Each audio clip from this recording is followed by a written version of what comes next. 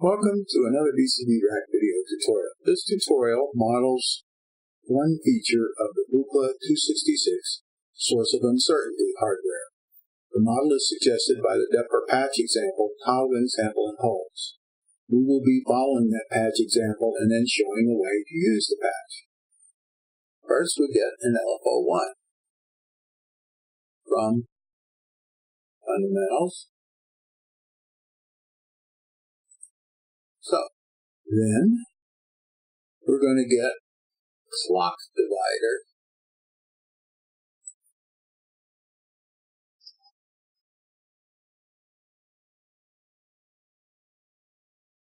In Autodafe, and wire the square wave from the LFO to the clock divider. We'll use the square wave, that's our clock. Then we'll add a FlipFlop from Bogaudio.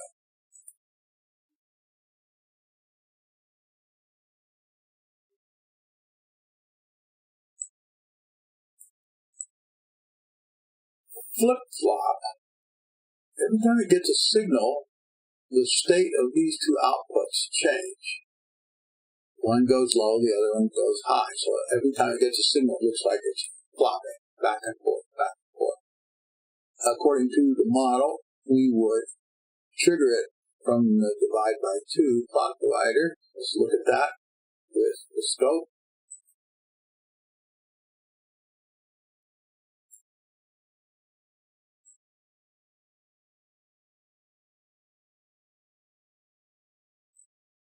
Change the time reading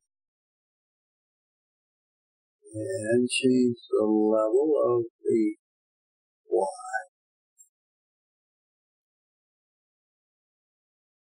You can see that the pulse is divided by 2 and is exactly the opposite. Now, in our usage of the flip-flop is somewhat different from the model suggestions. They wanted to use an inverter. We don't really have a trigger inverter that I can find, so and a flip-flop basically divides the signal by 2. When this comes on, that one comes on, then it comes on again, then this one comes on. So it's really dividing by 2 anyway. So I'm going to not use the divider. You can if you want to, and use simply the square wave. You can see that makes everything faster, which is probably more useful.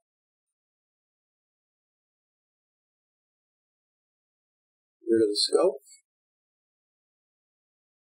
Let's get a sample and hold from Bogaudio. What is a sample and hold?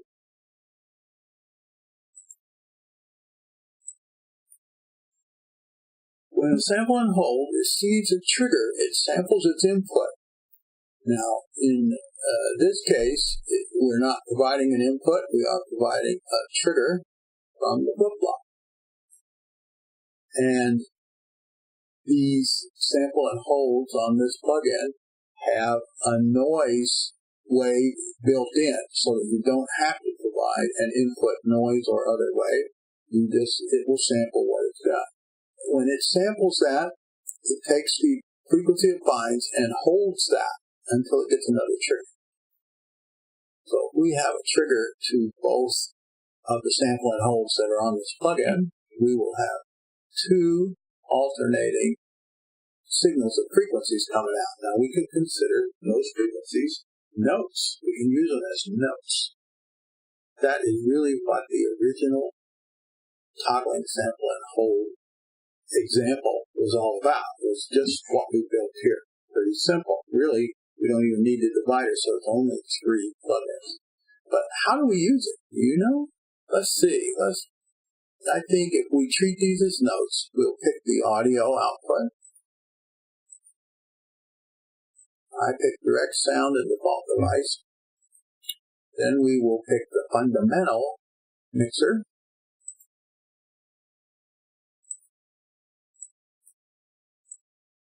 And wire that to channels 1 and 2 output like we have done in the past. I would suggest you turn the level down a little bit. Now, let's get a VCO from the fundamentals, but not the VCO1. Let's put the VCO2 because it's kind of interesting. What we have here is a wave knob.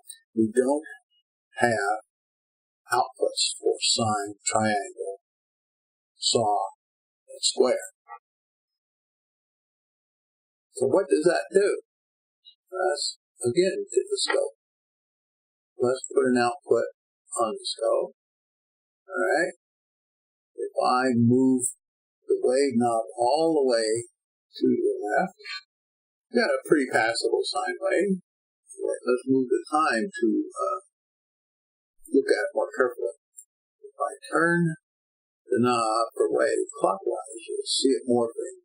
First to a triangle, then gradually to a saw, then gradually to the analog square wave.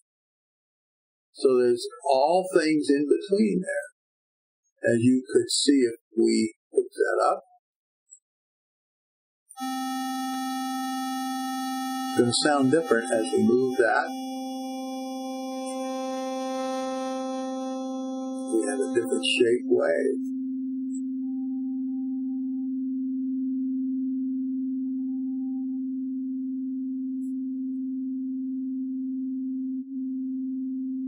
That's fine. We don't need all of the outputs. We can use this to change the wave, and if we choose to, we can actually modulate that wave as we go along, like from an LFO or some other CD signal.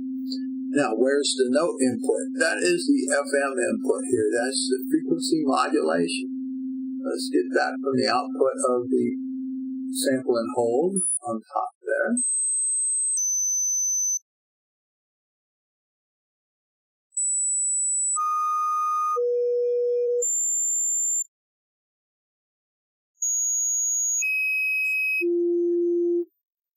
A little slow. I'm going to speed that up just a little by changing the frequency of the LFO.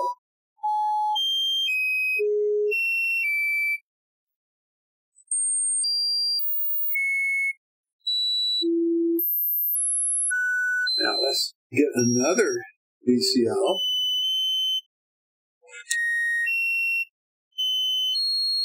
Put another voice in here. Let's change the wave over to this side a little bit. A little bit louder. And feed it from the bottom sample and hold.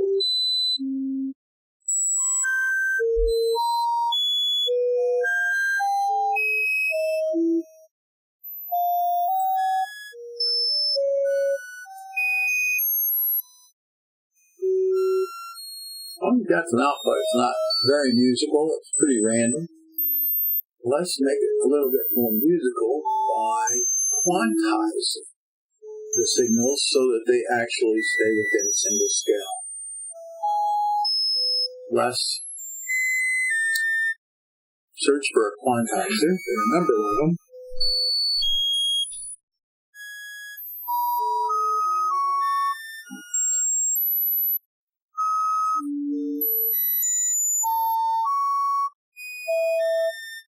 Quantizer from JW Modules works well for me. Do 2 of them.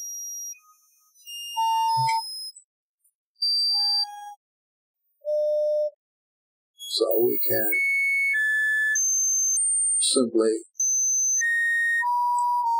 take the output from the sample and hold and put it into the quantizer, and the output from the quantizer goes into the FM input of the VCO. Do that with the second one.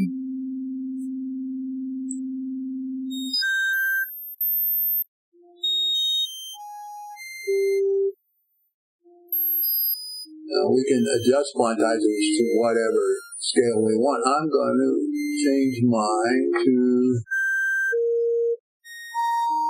blues scale at E sharp, let's say.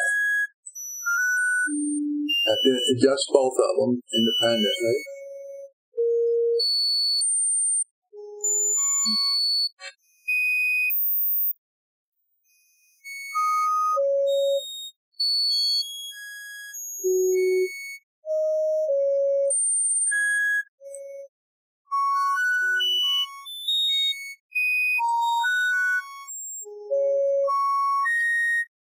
Now, this will be nicer if we rather limit the range of notes, I think. So let's do that. We're going to get an Attenuverter from Befaco. An Attenuverter has an upper knob that limits the range of things, of notes or waves that come through, and a red knob called offset that actually will offset plus or minus by a certain amount of frequency of the waves that come through. So let's take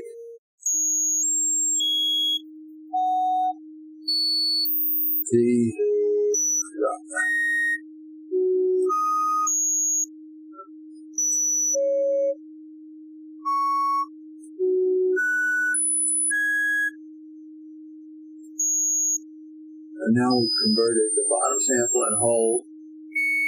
We've changed the bottom sample and hold to go through the Attenuverter to the note thing. This sample and hold goes to this VCO, which goes to the second input. So I'm going to make that my base.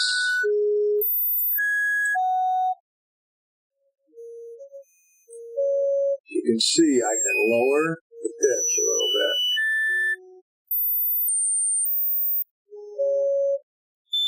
I can adjust the range.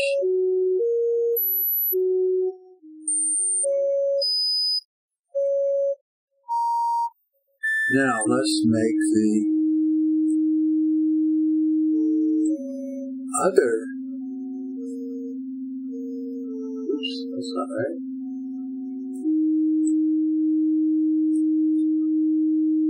The other one will be our higher pitched instrument, and we'll just give it some range to play.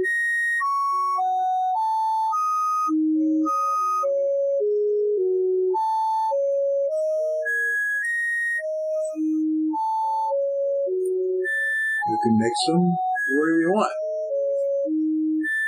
So that is one way of using a random notes coming from almost any device. There are a number of ways to do that. This is one way, a little complex perhaps, but it works. I'd suggest you try it, play with it, see what interesting noises you can get using just a few tools. If you want to change your bass sound a little bit,